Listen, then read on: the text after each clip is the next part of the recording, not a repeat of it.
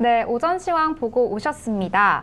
현재 미증시가 5일간의 하락을 멈추고 나스닥을 제외했지만 다우지수 그리고 S&P 500은 빨간불로 들어섰고요.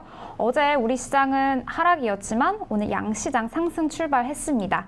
이와 관련해서 좀 더 자세한 이야기 이광무 대표님과 함께 이야기 나눠보겠습니다. 이광무 대표님 안녕하세요. 네, 안녕하세요. 반갑습니다. 네, 미증시가 5일간의 하락세를 드디어 멈췄어요. 네. 그러면 이제 또 어제에 비해서 오늘 우리 시장도 좋게 출발을 했고요. 그럼 이제 조금 숨고르기 이런 거 할 타이밍이라고 보면 될까요? 네, 일단은 시장에서 좀 걱정거리였었던 인플레이션에 대한 이야기들과 그리고 긴축의 가능성에 대해서 좀 이제는 시장이 좀 소화하려고 하고 있는 것이 아닌가 생각이 되고 있고요. 단기간에 꾸준하게 좀 하락을 많이 했습니다. 이 때문에 낙폭과대 인식이 좀 이 미증시에서도 만들어지고 있다라고 생각이 되고요. 일단 나스닥이나 코스피 양시장이 모두 다 주봉 상태에서 얼마만큼 좀 지지선을 만드는지가 중요한데요. 나스닥 같은 경우에는 어제 반등이 어느 정도는 주봉의 지지선 역할을 할 수 있지 않을까 좀 기대를 해보고 있고요. 물론 이제 기술적 반등을 떠나서 전반적으로 시장에 대한 환경에 인플레이션에 대한 경계를 어느 만큼 풀 수 있을지 이게 가장 중요할 것 같습니다. 네, 나스닥 같은 경우는 지지선 역할을 해주셨다고 이야기를 했고요. 네, 그렇게 이야기를 해주셨습니다. 그러면 오늘 키워드 이슈 브리프 시간 한번 가져보도록 할게요. 본격적으로 이슈 브리프 시간 가져볼 텐데요. 첫 번째 이슈 키워드부터 정리해 볼게요. 첫 번째 키워드 현대차 그룹 8월 자동차 수출 호조입니다. 8월 수출입 통계가 발표되면서요. 품목별로 보면 15개 품목주 중 6개 품목이 수출이 늘어났다. 이런 이야기가 있습니다. 석유 제품, 자동차, 2차 전지 수출이 역대 월간 기준 1위를 기록했다고 했는데요. 이렇게 자동차 쪽에서 좋은 흐름을 보이는데 특별한 이유가 있을까요? 일단은 수출 판매량이 좀 증가가 되었고요. 그리고 아무래도 수입 기업보다는 수출 기업들이 환율 환경에서 좀 유리할 수밖에 없었는데 이 부분들이 상당히 좀 중요하게 자리매김을 하고 있다라고 생각이 되고요. 일단은 이제 자동차 업황에 대한 흐름들을 좀 보시게 되면은 우리가 이제 코로나 충격 팬데믹을 경험하고 난 다음에 사실 여느 나라보다 여느 기업들보다 현대기아차가 내수 시장에서 상당히 호조를 이루었었거든요. 판매를 유지를 잘했습니다. 네. 그리고 난 다음에 이 현대차 그룹에 대한 실적 전환을 이제 해외 판매에 대한 이 포인트가 중요했는데 지난해 같은 경우에는 이 국내 내수에 대한 시장이었고 올해 같은 경우에는 해외 판매에 대한 전환점을 기대를 했었는데 사실 실질적으로 내수 판매에 대한 수치는 조금 감소가 되었습니다. 네. 하지만 이제 해외 판매에 대한 부분들이 상당히 회복을 하면서 전체적인 판매량 증가로 이어졌고요. 그리고 워낙에 고환율 속이기 때문에 해외 수출에 대한 이 모멘텀, 수익에 대한 전환이 상당히 괜찮았다라고 할 수가 있겠습니다. 네, 내수보다는 해외에 집중을 하면서 우리 국내 기업 특히 현대차, 기아의 실적이 좋았다라고 이야기를 해주셨습니다. 네, 이렇게 보면은 확실히 현대차와 기아차 전반적으로 오늘 아침에 시황에서도 그렇고 흐름이 굉장히 좋습니다. 이게 또 어떻게 보면은 미국과 외국의 이제 외국 수출에 관련돼서도 이야기를 해주셨는데. 수출 호조, 또 미국 시장을 생각 안 해볼 수가 없을 것 같아요. 아무래도 미국 시장이 크고 또 인플레이션 관련된 감축법도 전기차와 관련해서 이야기가 나오고 있으니까 그런 것과 관련돼서 한번 이야기해 주시면 좋을 것 같습니다. 네. 일단은 미국 내에서는 지금 이제 소비 회복이 지난해보다는 올해가 좀 나은 편이고요. 이 때문에 자동차 구입도 상당히 좀 증가되고 있고 미국에서도 중요한 지표 중에 하나가 이 중고차 판매 구입 추이거든요. 근데 이 부분들이 늘어나면서 신차 구매까지도 상당히 좀 좋은 영향을 펼친 것 같고요. 그리고 이제 중요한 거는 미국 내에서 인플레이션 감축법과 같은 기후 대응에 필요한 여러 가지 정부 지원 정책을 준비하고 있는데 전기차 이 판매량, 그러니까 전기차 구매에 대한 촉구를 상당히 좀 높이고 있습니다. 그래서 전체적으로 우리나라 이 대미 북미 지역에 대한 이 차량 판매량 중에서도요, 전기차 판매량에 대한 비중이 상당히 많이 증가를 했습니다. 보통은 이제 기존에 있었던 내연기관 차량보다는 전기차 판매에 대해서 좀 마진이 좀 많이 남기 때문에 현대차 그룹이 전기차 판매량에 대한 추이가 상당히 높았으면 실적 개선에 상당히 도움이 되었다라고 할 수 있겠습니다. 네, 전기차로 인해서 뭐 실적이 좀 더 좋았다라고 이야기를 해주셨는데요. 또 어떤 측면에서 보면은 뭐 아직까지는 아니겠지만 뭐 테슬라를 위협한다, 뭐 이런 말도 조금 들리는 것 같아요. 현대차와 기아차가 뭐 내연 자동차보다 이제 전기차에 좀 주목을 하고 있는 만큼 네. 전기차 시장에서 어떻게 앞으로 그러니까 점유율이 좀 더 커질 네. 거라고 저는 생각을 하고 있거든요. 네. 저도 마찬가지인 것 같아요. 일단 일전에 한번 한 6월달, 7월달이었죠. 일론 머스크가 현대차 잘하네라는 이 트윗을 보낸 적이 있었잖아요. 그때 당시에 이제 이 일론 머스크가 소개했었던 이 점유율 이 도표가요. 현대기아차가 거의 10%에 가깝게 상당히 좀 점유율을 가졌다는 것인데 사실은 미국 내에서의 전기차 판매는 그냥 절대적으로 테슬라 모터스였습니다. 네. 그런데 이제 테슬라 모터스가 아닌 다른 기업에서도 전기차 판매를 시작을 하고 있었고 하게 되었고 그리고 이 브랜드 가치에 대한 이 점유율이 현대 기아차 그룹이 상당히 좀 빠르게 성장하고 있는 것이죠. 물론 이제 전체 시장에서 전차 판매량 중에서 전기 차량에 대한 판매량은 아직은 네. 바닥권이지만은 앞으로 점차 커진다라고 봤을 때 초반에 이 브랜드에 대한 판매는 상당히 도움이 되지 않을까. 앞으로 이제 고성장하는 전기차 판매량에 대해서 현대차, 기아차에 대한 전기차 좀 기대를 해보셔도 좋겠다. 그러면은 실적에도 도움이 되지 않을까 생각이 됩니다. 네, 현대차, 기아차 이렇게 전기차와 관련해서 고성능, 이제 고성장을 기대하는 만큼 뭐 주가적으로도 성장 가능성에 이제 염두해 주시면 좋을 것 같습니다. 이렇게 또 전기차 시장 점유율이 커지면서 현지에서 생산 체계를 구축한다는 이야기가 돌고 있어요. 그럼 이제 뭐 단기적으로도 그렇고 사실 네. 이런 건 좀 멀리 봐야 되잖아요. 그럼 네. 중장기적으로 전망이 확실히 좋을 텐데. 네. 근데 한 가지 단점은 있습니다. 단점이요? 인플레이션 감축법뿐만 아니라 지금 이제 미 정부에서 압박하고 있는 거는 모든 이제 공산품, 뭐 생산품들이 미국 안에서 조립을 하거나 미국 안에서 이 부품을 조달받아야 된다. 그래서 이제 이 전기차 같은 경우에는 특히나 보조금에 대한 의존도가 좀 중요하거든요. 네. 그런데 전기차를 구매하는 데 있어서의 보조금을 미국 내에서의 생산품에 대한 비중을 몇 년도까지 얼마만큼 올려야 된다. 근데 그 기준을 맞추기 위해서는 사실 현대차 그룹에서도 미 현지 안에서 전기차를 생산할 수밖에 없는 그런 위치에 되어 있고요. 사실 예정대로 본다라면은 현대기아차, 현대차에 대한 이 전기차만을 위한 공장 건설이 2025년 정도 그때로 시기를 좀 예상하고 있었는데 이번 이제 이와 같은 이제 법 개정안이 진행되면서 그 시기를 좀 더 앞당겨야 되는 것은 아닌가. 대미 투자에 대한 속도를 빨리 내야 되는 것은 아닌가라는 좀 추측을 좀 하고 있고요. 그리고 실질적으로 올해 연말쯤에는 기존에 있었던 내연 차량에 대한 파이프라인을 일부 전기차 전환으로 준비를 하려고 하고 있다라는 움직임도 나오고 있는데요. 만약에 이제 그 움직임들이 좀 이야기대로 속도감 있게 진행된다라면은 현대차 같은 경우에는 미국 내에서 전기차 판매에 대한 이 추이를 높인다는 측면으로 해서 아마도 이 캐파 모멘텀에 대한 기대감과 함께 이 속도에 대한 경쟁에 대한 모멘텀으로 상당히 좀 도움이 되지 않을까. 라고 생각이 되고요. 만약에 이제 그 부분들이 예정된 계획대로 좀 속도감이 나타나지 않는다라면은 아마도 전기차 판매량에 대한 비중이 좀 달라질 수도 있다고 봐요. 아무래도 현대차, 기아차가 가질 수 있었던 기능적인 부분들보다도 가격적인 경쟁력이 좀 중요하거든요.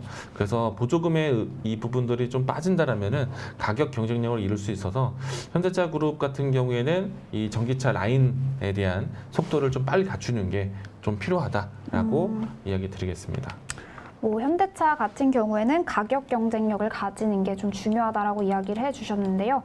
또 이와 현대차 뭐 국내 자동차 산업이 이렇게 활성화가 되면서 저는 이제 연관해서 떠오르는 게 뭐 이제 관련된 업종들 섹터들인데 이제 그 현대차와 기아차 이렇게 자동차를 만들기 위해서는 분명히 부품도 필요할 거고 또 전기차가 이렇게 시장이 커져가면서 그와 관련된 뭐 폐배터리 관련된 산업들도 분명히 이제 조금씩 영향을 받을 거라고 생각이 되는데 네. 좀 어떻게 준비를 하는 게 좋을까요? 일단은 국내에서는 현대차 그룹이 폐배터리 산업에 대해서는 사실은 이제 포부를 밝혔고요. 네.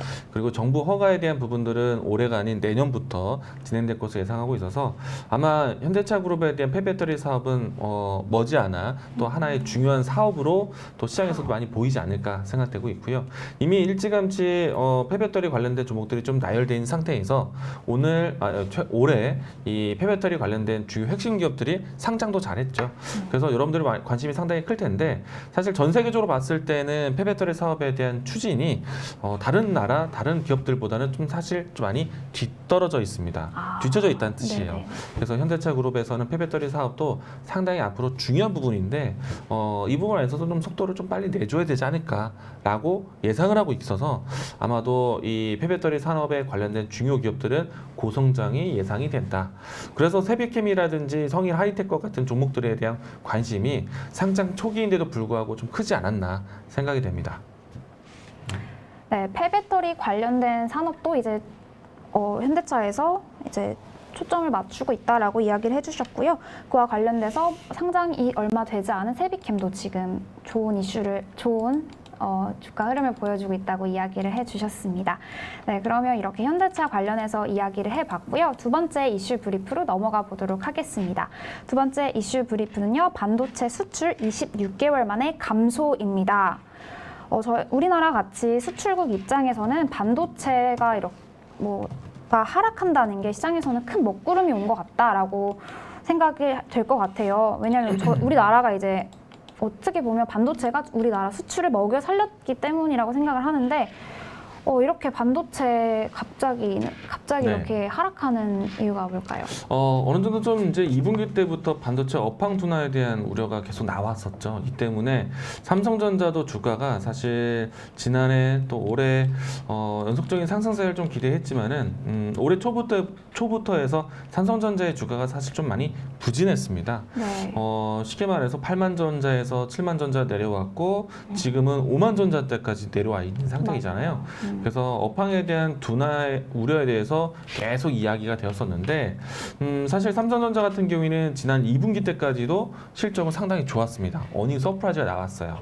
그런데 3분기도 과연 실적에 방어가 될 수 있을까? 이 부분들을 많이 우려를 하고 있는데 가장 이제 이 실적에 이 이유가 될 수 있는 그러니까 영향이 될 수 있는 반도체 가격이 계속 빠지고 있는 상태이고요.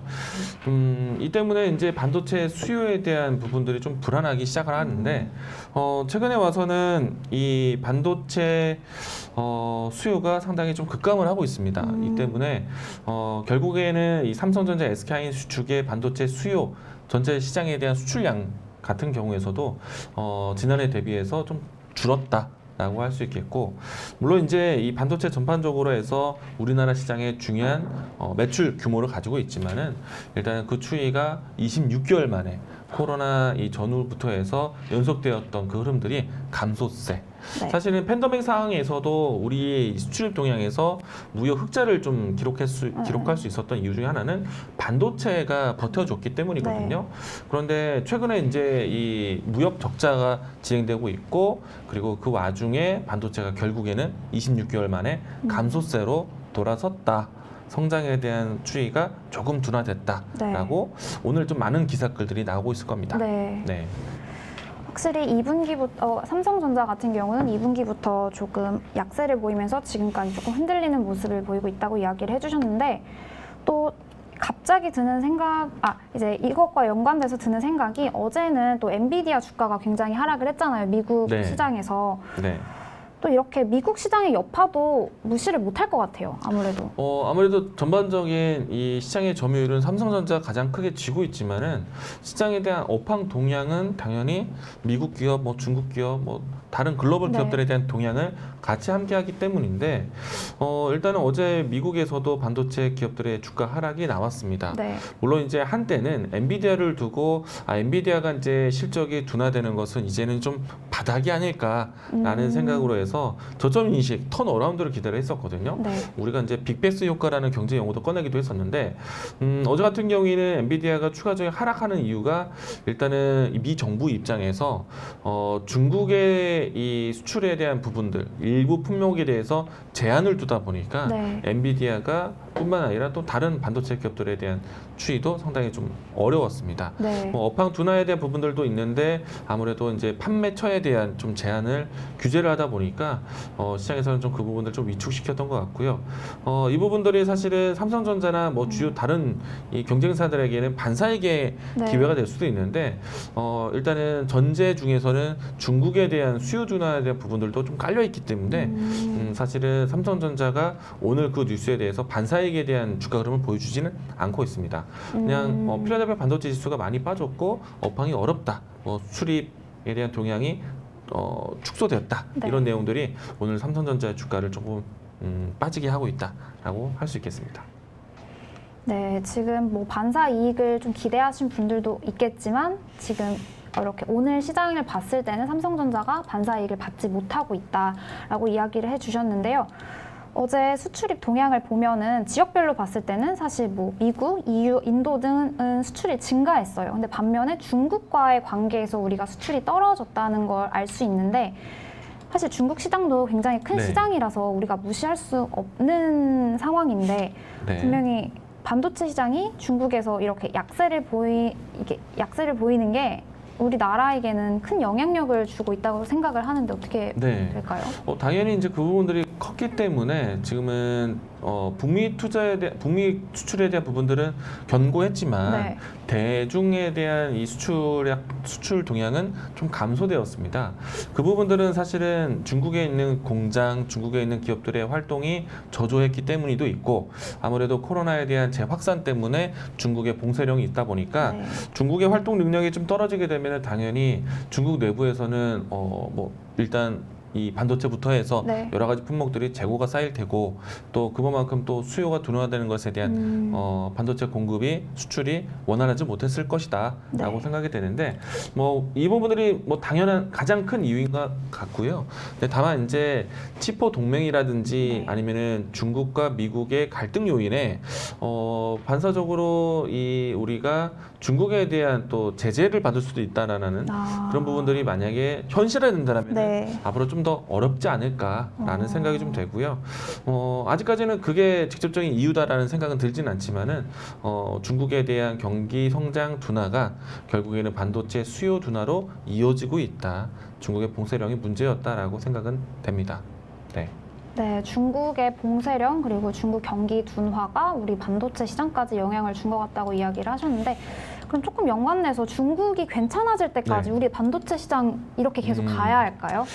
저는 그렇지는 않을 것 같아요. 아. 왜냐면은 우리가 이 반도체 전수조사도 받고 네. 그리고 반도체 공급망에 대한 부분들을 재편한다라고 미 정부가 압박을 하더라도 중국에서의 수요가 어느 정도 일부는 좀 계속 유지될 거예요. 왜냐면은 네.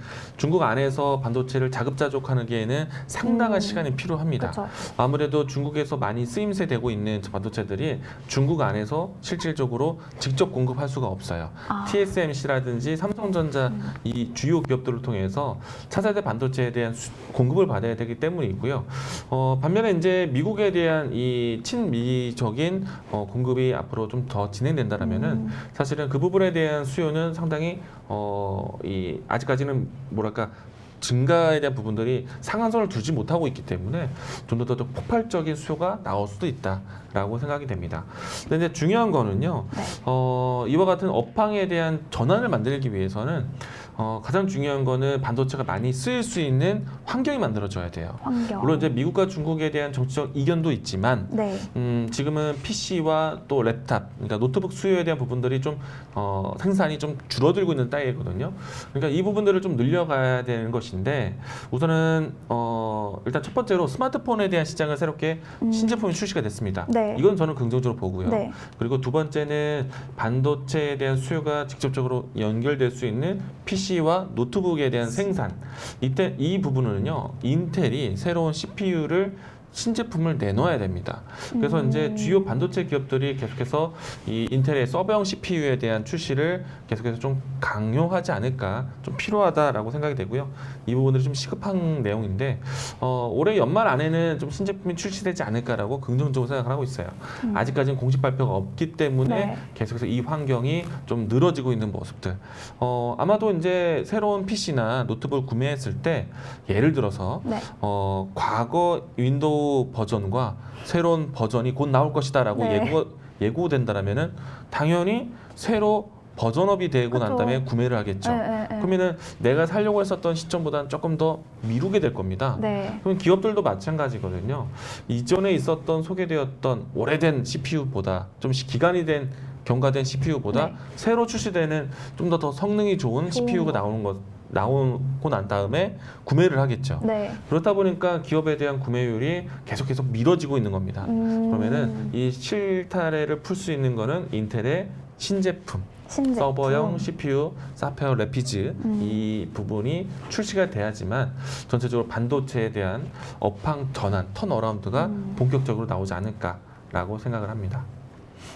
네, 반도체가 지금 이렇게 흐름이 안 좋지만 업황에서 뭐 환경이 조금 바뀌어야 한다라고 이야기를 주셨어요. 뭐 스마트폰은 지금 긍정적이라고 보시고 뭐 PC와 노트북 특히 인텔이 뭐 새로운 제품을 만들어내야 뭐 구매자들도 생기고 그와 관련돼서 반도체 주가가 이어질 거라고 이야기를 해주셨는데요. 또 지금 이렇게 신제품이 나올 때까지는 아직 시간이 좀 걸릴 거라고 생각이 들면서 관련돼서 사실 환율 문제도 이렇게 반도체 시장과 연관을 지을 수 있을 것 같아요. 일단은 고환율에 대한 분위기는 아직까지는 계속 이어질 것 같습니다. 네네네. 달러와 강세 분위기가 바뀌지를 못하고 있는 상태이고요. 상대적으로 유럽의 경기가 아직까지도 좀 둔화되고 네. 좀 침체기를 겪을까에 대한 좀 조심스러운 부분들이 있고 중국은 실질적으로 경기 성장률이 좀 둔화됐습니다. 네. 그런 상태에서 견제할 수 있는 부분들이 좀 줄어들다 보니까 계속해서 좀 강달러 분위기가 좀 이어질 것 같고요. 이런 측면이라면은 사실은 수입 물가에 대한 부분들이 부담되다 보니까 시장에서는 계속해서 걱정이 되지 않을까. 그러면은 수출 품목에 대한 증가가 나올 수 있는 뭐랄까 좀 부분들이 좀 전해져야 되는데 계속해서 좀 수요 둔화가 나오고 있는 섹터들이 많다 보니까 계속해서 좀 이런 적자폭이 늘어나지 않을까라는 걱정이 좀 되고 있습니다. 그래서 반도체 업황에 대한 전환점이든 아니면 주요 품목에 대한 시장 전환은 좀 시간을 좀 더 두고 봐야 되지 않을까라고 생각이 되는데 반도체 같은 경우에는 명확한 전환점은 있습니다. 인텔의 CPU만 네. 출시되면은 바로 바뀔 수가 있습니다. 바로. 예, 그래서 이 부분을 조금 잠재적인 모멘텀이라고도 저는 긍정적으로 생각하는데 현재는 어렵다. 현재는 네, 어렵다. 이렇게 이야기 드릴 수 있겠습니다. 네. 현재 환율이 조금 환율이 고환율이긴 해도 이제 또 인텔에서 신제품이 나오면 이제 언제든지 반전이 될 수 있다고 이야기를 해주셨으니까요. 또 신제품이 나오는 날까지 기다리면서 반도체 시장도 한번 지켜보셔야 할 것 같습니다. 그럼 지금까지 현대차 그룹 8월 자동차 수출 호재와 반도체 수출 26개월 만의 감소라는 두 가지 이슈 키워드를 보고 살펴봤습니다. 그러면 다음 코너로 한번 넘어가 볼까요? 무쌤의 탑픽 종목은 무엇인지 알아보는 무쌤의 넥스트 레벨 순서로 넘어가 보시죠.